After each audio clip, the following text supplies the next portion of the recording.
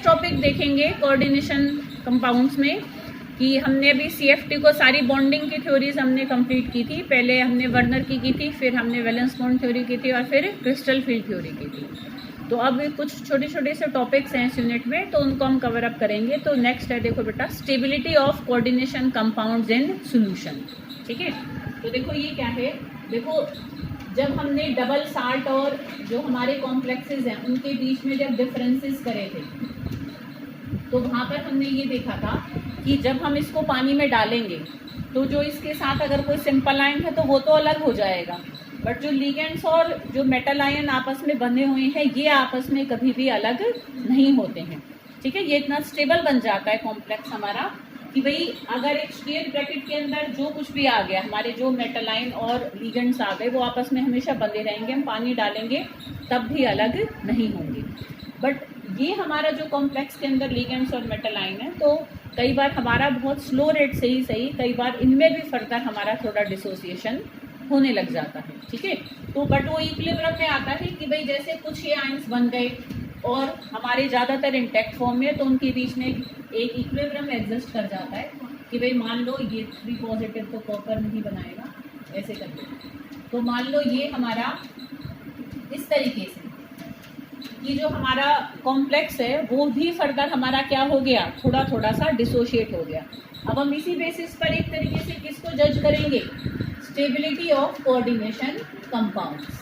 ठीक है, अब देखो इसको मैं एक इक्विलिब्रियम, इस पे लॉ ऑफ केमिकल इक्विलिब्रियम अगर मैं लगाऊं तो के बराबर में हमारा क्या होता है, जैसे हम ध्यान करो जब लॉ ऑफ केमिकल इक्विलिब्रियम लगाते थे कि ऊपर हमारी प्रोडक्ट्स की मोलर कंसंट्रेशन और नीचे हमारी रिएक्टेंट्स की मोलर कंसंट्रेशन को हम लिख देंगे। इस तरीके से हम लॉ ऑफ केमिकल इक्विलिब्रियम करते थे। ठीक है, तो यहाँ पर इस इक्विलिब्रियम कांस्टेंट को हम यहाँ पर आई और लगा देंगे। ठीक है बेटा, तो इसको हम किससे रिप्रेजेंट करते हैं, के आई बेसिकली हमारा क्या होता है, इनस्टेबिलिटी कांस्टेंट। क्या होता है बेटा ये हमारा इनस्टेबिलिटी कांस्टेंट। ठीक है, तो इनस्टेबिलिटी कांस्टेंट की टर्म में हम क्या कर सकते हैं, किसी कॉम्प्लेक्स की स्टेबिलिटी को जज कर सकते हैं, प्रिडिक्ट कर सकते हैं, उसके बारे में कुछ बता सकते हैं। देखो बेटा, जैसे ये भाई हम जनरली क्या कहते हैं कि कॉम्प्लेक्स अपने आप में एक स्टेबल चीज होती है और फर्दर लिगेंड्स और मेटल आयन अलग नहीं होते हैं। बट हमने कितने उसमें देखा है कि कई बार पानी डालने से डिपेंड भी करता है कि मेटल और लिगेंड्स की बॉन्ड कितनी स्ट्रॉन्ग है। ठीक है, तो अब हम इस इनस्टेबिलिटी कांस्टेंट के बेसिस पर ये जज कर सकते हैं। देखो, अब मान लो मेरे पास 5 कॉम्प्लेक्सेस हैं और तुम्हें इनस्टेबिलिटी कांस्टेंट की अगर वैल्यू वो गिवन कर दे, कई बार वैल्यूज देकर भी क्वेश्चन आ जाता है, तो तुम देखो जिसकी के आई की वैल्यू जितनी ज्यादा होगी उसके उतने ही फर्दर लिगेंड और मेटल आयन अलग हो जाएंगे, है ना। तो जितने ही अलग हो जाएंगे इसका मतलब उतना ही वो कम स्टेबल होगा कि भाई वो तो फर्दर मेटल और लिगेंड में टूट जाता है। अब जिसकी वैल्यू बहुत कम होगी इसका मतलब वो हमारा कॉम्प्लेक्स उतना ही ज्यादा स्टेबल होगा। तो हम स्टेबिलिटी ऑफ कोऑर्डिनेशन कंपाउंड्स को जज कर सकते हैं on the basis of instability constant. पर कई बार इनस्टेबिलिटी कांस्टेंट से बेटर एक और भी टर्म होती है, हम स्टेबिलिटी कांस्टेंट भी हमारा एक होता है, उसमें जस्ट हम इसी रिएक्शन को रिवर्स कर देंगे, बिल्कुल उल्टा कर देंगे। ठीक है, जैसे कि भाई मान लो यहाँ पर इधर ही कर देती हूँ मैं कि हम इसको अब उल्टा इस डायरेक्शन में लिखें, क्योंकि देखो बेटा इक्विलिब्रियम में हम फॉरवर्ड बैकवर्ड वैसे तो दोनों डायरेक्शंस में ही देख सकते हैं, पर चलो इसको ऐसे रिएक्शन बनाकर ही लिख देती हूँ मैं। तो यहाँ पर हमारा अगर मैं इसी रिएक्शन को इस तरीके से देखूं, अब मैं इस पर जब लॉ ऑफ केमिकल इक्विलिब्रियम लगाऊंगी और जो उसका इक्विलिब्रियम कांस्टेंट होगा उसको हम ना बीटा से रिप्रेजेंट करते हैं। उसको किससे रिप्रेजेंट करते हैं बेटा, बीटा से। तो बीटा बराबर में क्या हो जाएगा, अब प्रोडक्ट हमारा ये है तो ऊपर हमारा इंटैक्ट कॉम्प्लेक्स साइन आएगा और नीचे हमारा क्या आ जाएगा बेटा, जो हमारे मेटल आयन और जो लिगेंड्स हैं वो आ जाएंगे। तो अब बड़ी सीधी सी बात है, इंस्टेबिलिटी कांस्टेंट अगर ज्यादा होता है तो कॉम्प्लेक्स हमारा कम स्टेबल होता है, बट अगर स्टेबिलिटी कांस्टेंट ज्यादा होगा तो कॉम्प्लेक्स हमारा ज्यादा स्टेबल होगा कि भाई ये इंटैक्ट फॉर्म में ही बना रहेगा। ठीक है, देखो मनीषा एक छोटा सा टॉपिक कर रहे थे बस हम कि कोऑर्डिनेशन कंपाउंड्स की स्टेबिलिटी को देख रहे थे। तो अगर ये फर्दर टूट जाता है तो इसका मतलब ये कम स्टेबल होगा। तो अगर मैं इस डायरेक्शन में देख रही हूँ उसको, तो जो इक्विलिब्रियम कांस्टेंट आएगा उसको हम इंस्टेबिलिटी कांस्टेंट कहते हैं। इंस्टेबिलिटी कांस्टेंट अगर ज्यादा होगा तो कॉम्प्लेक्स कम स्टेबल होगा, अगर स्टेबिलिटी कांस्टेंट ज्यादा होगा तो कॉम्प्लेक्स हमारा ज्यादा स्टेबल होगा। ठीक है, तो सिंपल इस वैल्यूज के बेसिस पर हम क्या जज कर सकते हैं, कॉम्प्लेक्स की स्टेबिलिटी को देख सकते हैं। ठीक है बेटा, तो कई बार ऐसे वैल्यूज भी तुम्हें देकर और वो पूछ लेते हैं, तो तुम ये देख लेना कि वो उसने तुम्हें स्टेबिलिटी कांस्टेंट को गिवन किया है कि इनस्टेबिलिटी कांस्टेंट को गिवन किया है। तो बीटा बराबर में एक तरीके से क्या हो जाता है, 1/KI हो जाता है। ठीक है, तो KI जितना ज्यादा होगा बीटा उतना ही कम होगा, बीटा जितना कम होगा उतना ही कॉम्प्लेक्स कम स्टेबल होगा। समझ में आ रही बेटा बात? ठीक है, अगर स्टेबिलिटी कांस्टेंट ज्यादा है तो कॉम्प्लेक्स ज्यादा स्टेबल है, इनस्टेबिलिटी कांस्टेंट ज्यादा है तो कॉम्प्लेक्स कम स्टेबल है। ठीक है, अरे बेटा बात समझ में? ऐसे जनरल भी हम एक इक्वेशन इसके लिए बना देते हैं कि देखो मैं जनरल इसको अगर रिप्रेजेंट करूं कि भाई कोई हमारा मेटल है, उसके ऊपर मान लो मैं कहूँ A पॉजिटिव चार्ज है और मान लो N लिगेंड्स हैं, और लिगेंड्स भी अगर हम मान लो चार्ज ही ले लें नेगेटिव आयन वाले, तो इस पे मान लो मैं X नेगेटिव, ये जनरल हम एक तरीके से स्टेबिलिटी कांस्टेंट का एक वो निकाल सकते हैं, फॉर्मूला कह लो। ठीक है, या उसकी रिप्रेजेंटेशन कह लो स्टेबिलिटी कांस्टेंट। अब इससे हमारा क्या बनेगा भाई, एक हमारा मेटल बना जिसमें N लिगेंड्स हमारे लग गए हैं, तो यहाँ N हमने ले लिया ना, तो इसको ऐसे ले लेंगे, इस पूरे के ऊपर हम कुछ नेट चार्ज भी मान लेते हैं। ये मतलब जनरली मान रखा है। ठीक है, ये हमने एक जनरल फॉर्म में कर दिया है कि ABCD करके। हम कोई एग्जांपल से भी तुम कह सकते हो, मान लो तुमको इसको लिखने में दिक्कत आए तो कोई भी एग्जांपल ले सकते हो, कोई भी कॉम्प्लेक्स का, जैसे अभी मैंने दिया था। तो बीटा हमारा किसके बराबर होगा बेटा, कि ये MLN। ठीक है बेटा, इस पूरे की हम क्या देंगे ऐसे, मोलर कंसेंट्रेशन, और डिवाइडेड बाय हमारा Ma पॉजिटिव और यहाँ पर LX, और इसका पावर क्या हो जाएगी N, जो भी कोफिशिएंट होता है वो हमारी पावर बन जाती है जब हम law of chemical equilibrium apply करते हैं। ठीक है, तो जनरल फॉर्म में हम स्टेबिलिटी कांस्टेंट को ऐसे ही कह सकते हैं। ठीक है बेटा, तो ये हमने एक छोटा सा टॉपिक देखा, स्टेबिलिटी कांस्टेंट या स्टेबिलिटी ऑफ कोऑर्डिनेशन कंपाउंड्स। तो ये तो हमने देखा एक तरीके से in terms of stability constant. अब कुछ और फैक्टर्स भी होते हैं जो हमारे कॉम्प्लेक्स आयन की, हाँ कुछ कहना है अनुराधा? हाँ, एक्स को हम माइनस कर देते हैं। ठीक बात, ठीक है बेटा, तो ये हमने स्टेबिलिटी कांस्टेंट की टर्म में अभी स्टेबिलिटी को देखा कोऑर्डिनेशन कंपाउंड्स के। कुछ और भी फैक्टर्स हैं जनरल जो कि हमारे कॉम्प्लेक्स की स्टेबिलिटी को इफेक्ट करते हैं। तो छोटे छोटे से पॉइंट है, तो हम एक एक करके लेते हैं। देखो, जैसे फर्स्ट पॉइंट है कि जितना सेंट्रल मेटल आयन के ऊपर बेटा चार्ज ज़्यादा होगा, मतलब जितनी उसकी चार्ज बाय साइज रेशो ज़्यादा होगी। देखो कितने, वो जो तुम्हारा कॉम्प्लेक्स वाला आंसर लिखते हो तो उसमें तुम चार्ज बाय साइज रेशो होती है, तो बेटा इसको लगाना मत भूला करो। तुम चार्ज साइज लिख देते हो तो फिर वो नहीं है, हमें उनकी रेशो देखनी है। मतलब जितना चार्ज ज़्यादा होगा, साइज छोटा होगा, तो उतना ही न्यूक्लियस का इन्फ्लुएंस बढ़ जाएगा, तो वो लिगेंड्स को ज़्यादा अट्रैक्शन देगा, ज़्यादा अट्रैक्शन देगा, वो ज़्यादा क्लोज आएंगे, ज़्यादा क्लोज आएंगे तो हमारा स्टेबिलिटी बढ़ जाएगी कॉम्प्लेक्स की। ठीक है बेटा, तो ये उस वाले में जो कॉम्प्लेक्स साइन वाला हमारा क्वेश्चन होता है। तो अब हम एक एक करके देखेंगे। तो फर्स्ट पॉइंट यहाँ पर भी वही है कि जितना सेंट्रल मेटल आयन के ऊपर चार्ज ज़्यादा होगा, उतना ही हमारा क्या हो जाता है, कॉम्प्लेक्स की स्टेबिलिटी बढ़ जाएगी, मतलब उसकी स्टेबिलिटी कांस्टेंट की वैल्यू ज़्यादा हो जाएगी। तो एक हमारे पास एक सीरीज भी है, अगर मैं मैंगनीज से लेकर जिंक तक चलूं और सबके अगर मैं सेकंड ऑक्सीडेशन स्टेट में अगर कंपाउंड्स को देखूं, ठीक है, अगर हम सबको ले लें यहाँ से लेकर यहाँ तक, तो हम देखते हैं कि कॉम्प्लेक्स हमारा और ज़्यादा स्टेबल होता चला जाता है। इसको हम इरविंग विलियम्स ऑर्डर भी कहते हैं। उन्होंने अपना एक ऑर्डर दिया था फर्स्ट ट्रांजिशन एलिमेंट्स के लिए। तो इसका हम रीज़न क्या दे सकते हैं, इसका रीज़न सिंपल क्या है, क्योंकि इनका साइज छोटा होता चला जाता है। ठीक है, साइज छोटा होने से क्या होगा, जो न्यूक्लियस का इन्फ्लुएंस है वो ज़्यादा अच्छा हो जाएगा और लिगेंड्स को वो ज़्यादा अट्रैक्शन दे पाएगा। ठीक है, नेक्स्ट हम देखेंगे।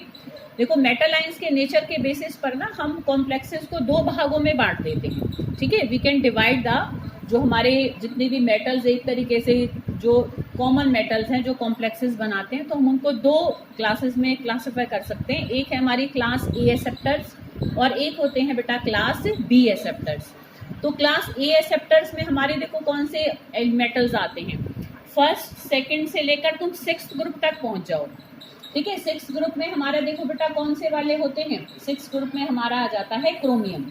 ठीक है, देखो 3, 4, 5 और 6। ठीक है, तो क्रोमियम वाला जो ग्रुप है, तो हम फर्स्ट ग्रुप से लेकर अगर 6th ग्रुप के मेटल्स को देखें तो हमने ये पाया कि वो जब अच्छे कॉम्प्लेक्सेस बनाते हैं, ज़्यादा स्टेबल कॉम्प्लेक्सेस बनाते हैं, जब उनको जो लिगेंड्स लोन पेयर देने वाले आने वाले हैं वो हमारे या तो नाइट्रोजन हो या ऑक्सीजन हो या फ्लोरीन हो।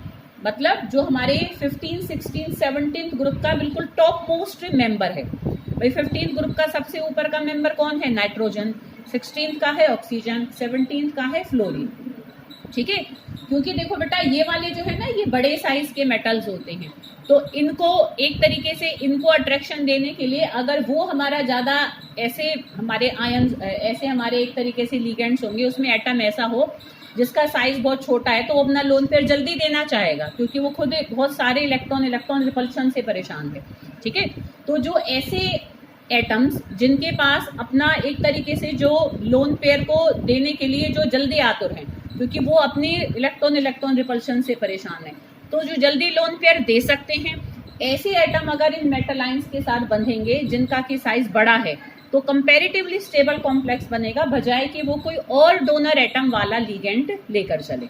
तो एक दो क्लासेस बनी हुई हैं, मतलब कि फर्स्ट ग्रुप से लेकर अगर 6 ग्रुप के मेटल आयंस को देखें तो वो ज़्यादा स्टेबल कॉम्प्लेक्सेस बनाते हैं जब लिगेंड्स में जो डोनर एटम होते हैं वो या नाइट्रोजन हो या ऑक्सीजन हो या फ्लोरीन।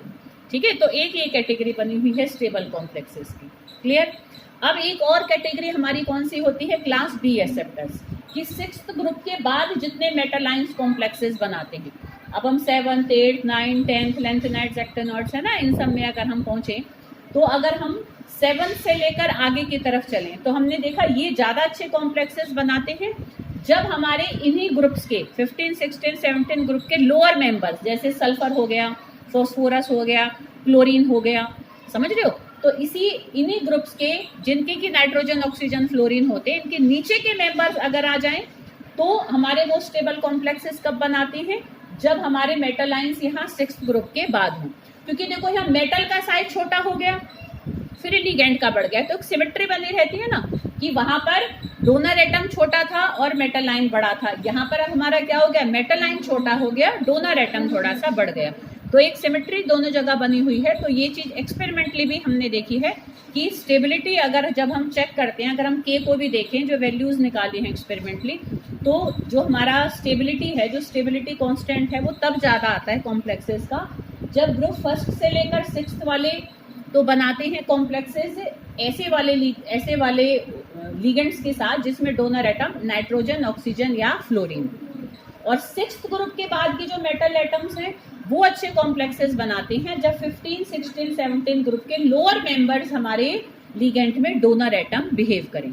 समझ में आ रही बेटा बात? मतलब वो लोन पेयर देने वाले बने। तो इस तरीके से हम दो भागों में इनको बांट देते हैं, क्लास ए एक्सेप्टर्स होते हैं और एक क्लास बी एक्सेप्टर्स होते हैं। तो एक ये भी स्टेबिलिटी का हमने एक ग्रुप बना रखे हैं। आई बेटा बात समझ में? नेक्स्ट हम देखें कि भाई जितना लिगेंड हमारा बेसिक नेचर का होगा, बेसिक नेचर का मतलब जितना उसमें लोन पेयर देने की टेंडेंसी ज़्यादा होगी, उतना ही वो जल्दी लोन पेयर दे देगा।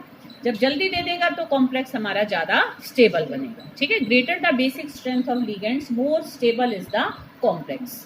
ठीक है बेटा, नेक्स्ट अगर हम देखें कि जितना कॉम्प्लेक्स में हमारी चीलेशन होगी, चीलेशन ध्यान है कि जो चीलेट्स हमारे क्या होते हैं कि ये मेटल, और मान लो यहाँ पर हमारा NH2, CH2, CH2, NH2। ध्यान करो, चीलेट्स के एग्जाम्पल में तुम्हें मैंने यही कराया था कि ये देखो इथेन 1,2 डायमीन है, ऐसा ही मैं एक और यहाँ बना दूँ, तो जो हमारा यहाँ पर कॉम्प्लेक्स साइन बन रहा है एक और यहाँ पर आ जाएगा, तो तुम देखोगे within the complex sign एक रिंग की फॉर्मेशन हो गई। तो जब रिंग की फॉर्मेशन हो जाती है हमारे कॉम्प्लेक्स के अंदर, तो वो कॉम्प्लेक्स अपने आप ही नेचुरली बहुत स्टेबल होते हैं कि क्लोज्ड स्ट्रक्चर उसके अंदर बन जाता है। ठीक है, तो जितनी चीलेशन होगी, जितनी रिंग की फॉर्मेशन होती है, उतने ही वो कॉम्प्लेक्सेस ज़्यादा स्टेबल होते हैं, उनकी स्टेबिलिटी कांस्टेंट की वैल्यू ज़्यादा होती है। एक हमारा मैक्रोसाइक्लिक इफेक्ट होता है। मैक्रोसाइक्लिक इफेक्ट देखो बेटा क्या होता है, जैसे देखो अगर मैं इस लिगेंड को ले लूं, ठीक है, देखो इसमें तुम अगर लिगेंड में देखो तो दोनों में पहले से ही क्या है, दो रिंग हैं हमारी। अब ये पायरिडीन है, जैसे यहाँ पर ये नाइट्रोजन आ गया, अब ये हमारा क्या देगा, लोन पेयर देगा, और यहाँ कोई मेटल आयन। अब तुम ध्यान से देखो कि इसने भी एक रिंग बना ली, और जो लिगेंड आ रहा था उसके अंदर पहले से भी ऑलरेडी दो रिंग्स थी। तो ऐसे में जब रिंग भी हो और एक रिंग और बन जाए तो इसको मैक्रोसाइक्लिक इफेक्ट कहते हैं, कि जो साइक्लिक इफेक्ट है वो बहुत बढ़ गया। मैक्रो का मतलब हमेशा क्या होता है, कोई चीज बड़ी उस एक तरीके से मात्रा में, ठीक है बेटा। तो अगर हमारा लिगेंड खुद साइक्लिक ऑलरेडी होता है और फिर वो चीलेशन भी कर देता है कॉम्प्लेक्स में सेंट्रल मेटल आयन के साथ, तो ऐसे कॉम्प्लेक्सेस बहुत ज़्यादा स्टेबल होते हैं ड्यू टू मैक्रोसाइक्लिक इफेक्ट, ठीक है। उसको हम क्या कहेंगे, मैक्रोसाइक्लिक इफेक्ट, ठीक है। तो ये हमारा पायरिडीन होते हैं, तो इसको मिलाकर कहेंगे तो डाई पायरिडाइल लिगेंड होता है, ठीक है बेटा। आ रही है बात समझ में। तो ये सारे हमारे कुछ फैक्टर्स थे जो कि स्टेबिलिटी को इफेक्ट करते हैं। तो पहला कौन सा देखा था हमने कि मेटल का साइज जितना छोटा होगा उतना कॉम्प्लेक्स ज़्यादा स्टेबल होगा। क्लास ए और क्लास बी एक्सेप्टर्स में हमने दो ग्रुप्स में मेटल और लिगेंड्स को बांटा हुआ है। तीसरा हमने देखा कि लिगेंड्स की बेसिक स्ट्रेंथ जितनी ज़्यादा होगी उतना ही हमारा कॉम्प्लेक्स ज़्यादा स्टेबल हो जाएगा। और हमने देखा जितनी चीलेशन होगी उतना कॉम्प्लेक्स ज़्यादा स्टेबल होगा, और उसमें भी चीलेशन में भी अगर मैक्रोसाइक्लिक इफेक्ट होगा तो हमारा कॉम्प्लेक्स बहुत ही ज़्यादा स्टेबल हो जाएगा, ठीक है। तो ये हमने सारा देखा about the stability of coordination compounds.